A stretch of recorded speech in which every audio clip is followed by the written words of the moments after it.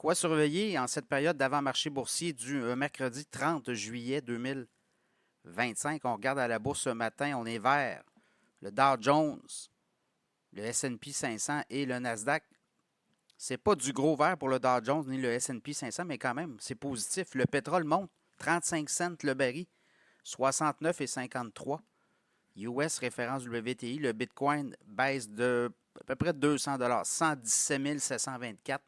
L'once d'or baisse également de près de 17 3 308,40. Au moment où je vous parle, le Hang Seng du côté de Hong Kong descend de 347 points quand même.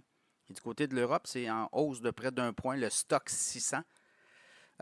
Des choses à surveiller, bien évidemment, beaucoup d'actions aujourd'hui, notamment la Fed.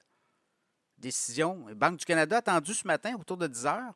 Et l'économie américaine qui va l'économie canadienne qui va de nulle part. On a eu les chiffres pour le PIB américain réel pour le deuxième trimestre et ça, l'économie américaine roule à fond de train. 3% de hausse du PIB américain au deuxième trimestre. On s'attendait à 2,5 et ça a été un premier trimestre difficile pour les Américains aussi. Mais là, ça roule pas à peu près. Et au Canada, on a eu des chiffres préliminaires pour le mois d'avril et c'est une baisse du PIB.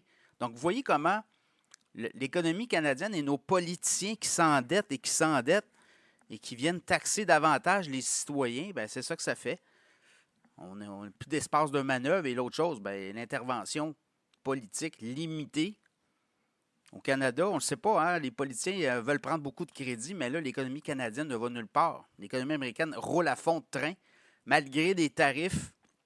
D'ailleurs, Trump dit que l'échéance du 1er août va tenir, impose d'ailleurs des tarifs de 25 à l'Inde parce qu'on fait affaire avec les Russes. Donc ça, c'est nouveau aussi comme données. Est-ce qu'on va avoir un deal avec la Chine aussi? Donc, beaucoup de choses. L'économie américaine, beaucoup de choses aujourd'hui. La Fed, on s'attend à un statu quo au niveau du taux directeur. Donc, voilà, si je regarde un peu, là, Starbucks, hein, très bon résultat. Là, je regarde le titre de Starbucks, monte de 4,4 d'avant-marché. 4,11 97,7. Visa, ça a été un petit peu plus difficile. On a battu les attentes des analystes, mais sur les prévisions, c'est pas clair. Donc, le titre baisse de 2,11 à 349,19. Il va y avoir beaucoup de résultats aujourd'hui.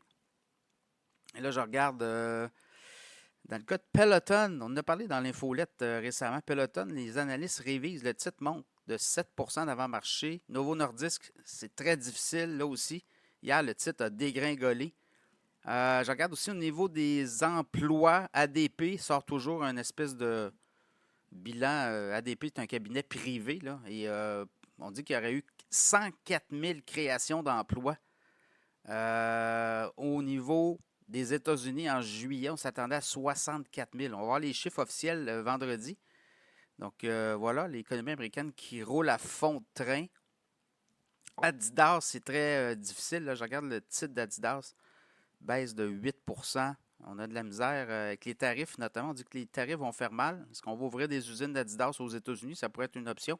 Humana, à gros assureur aux États-Unis, monte de 17,19 en avant-marché, 249,81. Des très bons résultats. 6,27 de profit par action. On attendait 5,92. 32,4 milliards de revenus sur le trimestre. On attendait 31,9. Donc, on a battu les attentes des analystes. Caesars Palace, Caesars Casino, Caesars Entertainment en avant-marché monte de 80 cents. C'est difficile, on perd de l'argent dans les casinos. On a perdu 39 cents par action. On a des revenus de 2,9 milliards. On attendait 2,86, donc c'est meilleur que prévu. Au niveau des revenus, mais on perd de l'argent. Est-ce que l'économie, est-ce que les bourses vont continuer selon Capital Economics? Les marchés boursiers pourraient continuer de monter au cours des prochaines semaines. On ne voit pas comment on pourrait arrêter tout ça. Il y a des très bonnes nouvelles, il y a des très bons résultats. Et là, on regarde 80% des entreprises au S&P 500 qui font connaître leur bilan du deuxième trimestre, mais battent les attentes des analystes 80%. Donc, c'est très bon. Mondelez International, on a manqué la cible. On fabrique les Oreo notamment.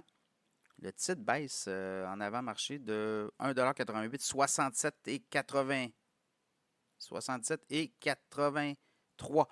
Voilà, c'est un peu ce qu'on doit s'attendre aujourd'hui. Beaucoup de résultats financiers en après-marché aujourd'hui. Ça va être une grosse journée aussi. On attend Microsoft, Meta, Robinhood, Qualcomm, le Canadien Pacifique aussi. Donc, comme on dit, ça va débouler notre grosse journée à la bourse.